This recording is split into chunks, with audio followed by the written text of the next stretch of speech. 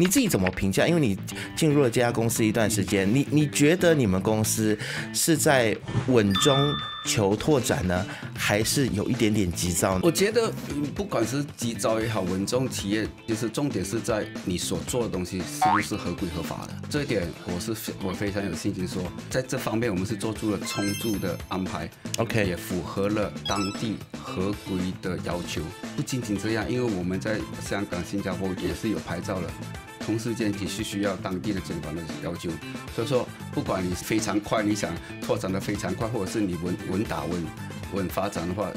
你都是必须要符合当地监管的要求。所以说这点我们是尽量做的充足的。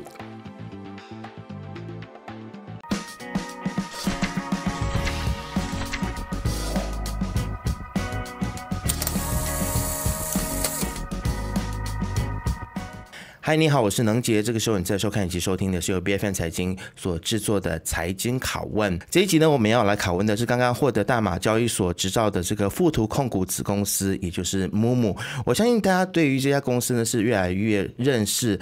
越来越听到这家公司的名号啊。那么对于 Moomoo 加入到了这个投资交易平台这样子的一个战场当中呢，究竟对于大马的资本市场来说会带来一个怎么样子的影响呢？这个就是我们今天在这一集要来聚焦跟大家一起讨论的事情啊。那目前呢，在马来西亚呢是有30家的机构是获得了证券交易所的服务执照。那么 Moomoo 呢就是其中一家公司，它是在2月份的时候呢获得资本市场的执照的。那么除了在马来西亚之外呢 ，Moomoo 还在美国、新加坡、加拿大、香港、澳洲、日本呢获得了资本市场的执照。那么2024年的2月27号呢 ，Moomoo 它就正式的登陆到了马来西亚。那么在短短的3天之内呢，就吸引了超过12万名的用户以及1万名的客户成为市场当中一匹黑马。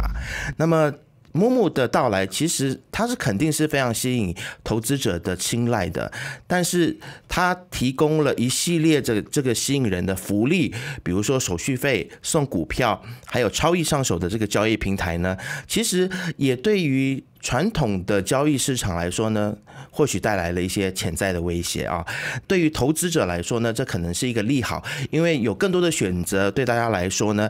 可能是一件好事。毕竟有竞争才能够让这个市场进步更有活力啊。但是否会带来一些恶性的竞争呢？这也是我们今天要来好好的探讨，要来拷问我们今天嘉宾的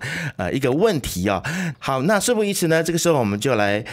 邀请到 Moomoo Malaysia 的运营总监于锦琪一起来探讨 Moomoo 这家公司究竟要对马来西亚的整个投资市场，究竟你们要带来一些怎么样子翻天覆地的这样子的一个改变啊！来，先跟我们镜头前的这个朋友来打个招呼。你们好也谢谢邀请Isaac 的邀请跟 BFM 的邀请，我也非常开心今天能来参加这个节目。是，虽然我刚才在开场的时候也介绍了很多啊，但是我们非常喜欢听到这个来宾来自己介绍自己的公司可能你介绍的角度就会不太一样其实我们Moomoo不是想带任何什么恶性的竞争来马来西亚，其实我们目标很简单，我们想推动新科技给客户带来新的不同的体验感。利用我们的技术，也同时间利用我们的技术跟我们的运营模式，吸引更多年轻人。我也相信，现在其实从我们的数据来看，我们其实基本上我们是很多开户用户也是蛮年轻的。然后第3点是我们希望借助我们的一样技术，能提供一个非常安全、非常可靠的平台。给马来西亚投资者，这一点我相信很多马来西亚也在询问我们，你们到底是不是安全的可靠的其实大家可以放心，因为我们是毕竟得到 SC 跟MUSA 的牌照的允许，能在马来西亚开业，所以说，然后基本上我们的所有运营模式运营方法都是符合马来西亚监管的要求的，所以说这点大家可以非常放心的。还有一点，我们想推动的是推动信息平权。因为现在，如果你看一下现在，其实不管你是小白也好，或者是有经验的投资者，信息是不平等的。所以说我们想利用我们所谓的科技，来让所有信息都是平等，不管是小白也好，还是有经验的投资者接收的信息是平等的，是没有差别的。还有一点，我们是非常注重的，就是提供教育，提升马来西亚投资者的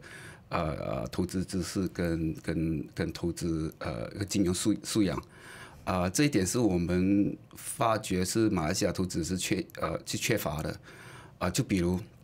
我们在香港跟新加坡是非常成功。新加坡我们已经接近100万用户，基本上是每4个新加坡人你就有1个是我们的客户。马来西亚我们认为是一个非常年轻的市场，马来西亚人口就差不多有3100万人口吧，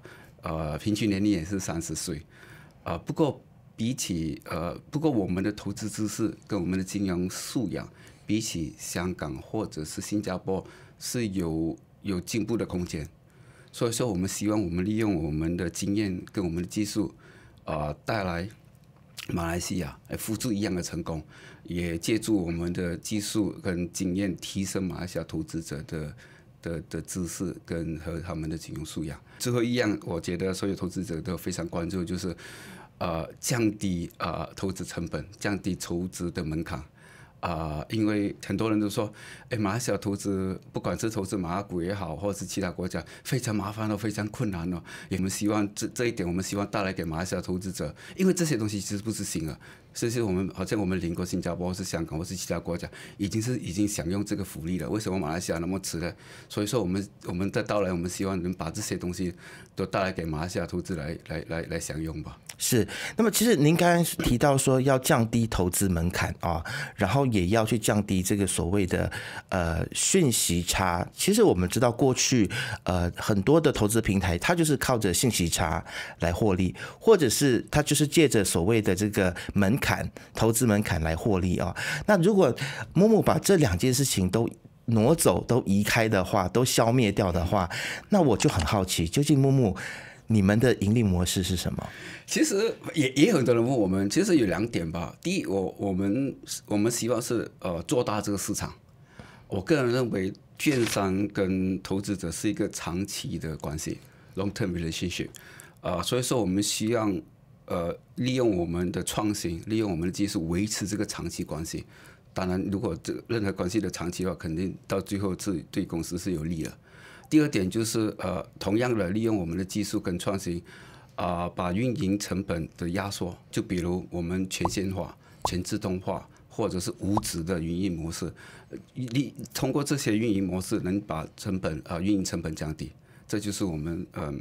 的 business operating model 吧。是，那其实我知道你们在开始的时候呢，为了吸引大量的用户，你们甚至还有投入很多的资金，然后比如说送股票送 Apple 的股票，这个是市场上面大家最津津乐道的一个话题我身边有很多的朋友，为了拿到这个苹果的股票，然后就加入木木。你拿了吗？我没有拿。我的疑问是说，其实这种的手法，其实我知道很多新创公司，他都会开始在抢用户的时候，他都会烧钱去做很多吸引用户的事情。但我们的疑问是，这个钱到底能够烧多久？那它是否能够为公司未来带来你们目标所要达到的这个盈利呢？肯定初期是烧钱吧。不过我从另外一个角度想，其实同时间我们让有免费股票给你。让你成为我们的用户，其实我们是要让你有那个体验感，让你投放钱进去的，有拿到免费的股票过后，然后我们会让你去尝试我们整个系统的体验感，让你去学习怎么投资，让你从中能找到投资机会，从中能赚钱。其实就是需要一个学问，需要一个知识，能让你找到从中找钱。而不是去投机，当然投机是风险会比较高，所以说我们希望你去通过这个活动，让你体验不同的体验客户体验不同的交易体验，从中找到投资机会，从中也让你能吸引你来继续投资，利用我们的平台。因为我们的平台不只是一个交易平台。如果你下载我们 APP 的话，除了交易以外，我们还有我们的社区community， 让你能投资者或者用户的互相交流他们的心得，也有我们的牧人牧教育，这些都是免费提供给你们学习怎么投资或者是提升你的投资知识，还有我们的资讯、时事资讯，这些 news 都是通过那些150家出名的媒体提供了。所以说还有最重要的就是我们 AI 功能，利用这些所有的功能在我们平台也重点是也是一站式的。马来西亚我相信能提供一站式的那么完整的平台，应该是没几家。对你来说，其实木马来西亚在马来西亚这个市场当中，你们规划大概要多久的时间可以回本？越快越好啊！坦白说，如果个人有一个时间表吗？其实就2-3年吧。现在个人会希望2-3年会有盈利，因为我们拿新加坡来比。新加坡我们用了也就2-3年时间，就有回报了。OK， 2-3年这个确实是一个不是很长的时间，不是很长时间。其实我们现在的目标就是得到他们应该的福利，跟得到应该得到的资讯，让他们从投资中找到娱乐，找到信心吧。了解。其实因为刚刚我们在开场之前也是有聊到说，木木虽然是这个美国的上市公司，但是 founder 是中国人。那其实我对于中国企业家的认识跟了解，就是他们非常非常的卷啊，不止中国的这个员工很卷，老板也非常卷啊。所以看到其实木木在很多的国家，从2012年成立，现在已经在6个国家已经进入这些国家的市场了啊。会不会觉得这样子的拓展的步伐其实走得有一点快呢？其实我觉得不是减吧，我觉得步伐不是快吧。其实因为我说了，只是马来西亚在以往没把这些技术、没把这些营业模式带来马来西亚而已。毕竟我们在香港，你刚才之前也提说了，我们在香港、新加坡、美国、加拿大、澳大利亚也是有牌照了，也是非常成熟了。所以说，我们只是把同样的技术、同样的创新营运模式搬来马来西亚。所以说，我觉得不算快，我觉得个人认为觉得慢了。OK， 对于马来西亚投资者来说，其实是慢的。因为我们过去也看到很多的中国企业家，他们为了要求快，然后也看到很多悲惨的故事啦。所以当然，因为木木是一个现在大家都是众所期待的这样子的一个平台，我相信很多年轻人也很喜欢。所以大家是希望说，一家公司可以去稳健的成长，它的这个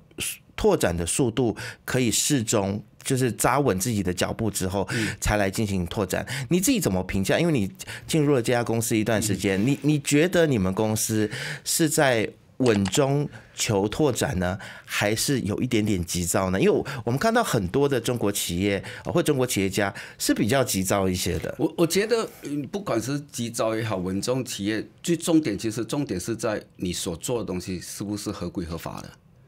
这一点我非常有信心说，在这方面我们是做出了充足的安排 ，OK， 也符合了当地合规的要求。不仅仅这样，因为我们在香港、新加坡也是有牌照了。同时间，其实我们在当地也需要，在香港还是新加坡也好，也是需要当地的监管的要求。所以说，不管你是你非常快，你想拓展的非常快，或者是你稳发展的话，你都是必须要符合当地监管的要求。所以说这点我们是尽量做的充足的安排。了解。我们来聊一下你们的这个零佣金政策确实让大家觉得眼前一亮。那么在开户后的前180天之内呢，这个投资者就可以享受免佣金的交易啊。那木木未来的这个交易佣金呢，它仅设定为0.03%。那这样子的做法会不会被认为说是在挑战本地其他的同行呢？没有吧，刚才我都说了，其实就是因为我们从我们的营业模式、我们的创新跟技术压缩了成本，其实你可以倒转回来说，因为压缩了成本，我们回馈给市场，回馈给投资者，让他们能降低门槛，让他们有更多投资的选择呗。OK，所以你觉得这个对于同行竞争来说是健康的？是健康的，我觉得因为其实到最后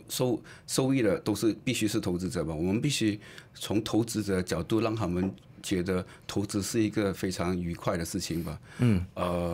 你想一下，我们现在以前的想法，投资马来西亚人投资者说，非常困难、非常麻烦了，也非常贵。其实我们本身公司已经投了1.56亿美金在我们的 R&D， 基本上60%我们的员工天天都想创新。所以说，你想然后还是坚持着从客户的投资者的角度来推动，来制造更好的、更优质的产品。所以说，从中其实受益的都是投资者。这就是我们坚持的，从客户、从投资者角度来推广我们的产品或者服务。了解，因为毕竟我们在这个行业当中虽然是这个财经媒体，但是我们也是认识很多投资顾问的朋友所以大家也就知道我要访问你的时候呢，就塞了一些问题给我不要问我。其实大家对木木的出现呢，都感觉到有一点点的危机感那甚至有些投资顾问就担心说，我是不是就是饭碗不保那木木的出现呢，是不是意味着就快要失去工作机会？所以我也想要就是在今天趁这个机会来请教一下，就是木木未来你们跟投资顾问之间会不会也去建立一些什么样子的关系，来一起大家共生共赢？其实我个人不这么认为吧，就比如以前 AI 出来的时候，每个人也担心丢掉废物饭碗。其实每个人都需要进步吧，也需要转化，不管在什么场景之下。所以说我们的到来也希望能制造各不同的occupation， 也是不同的机会。就比如你刚才说的投资顾问，其实投资顾问也可以利用我们的平台来推广，来提高马来西亚投资者的知识。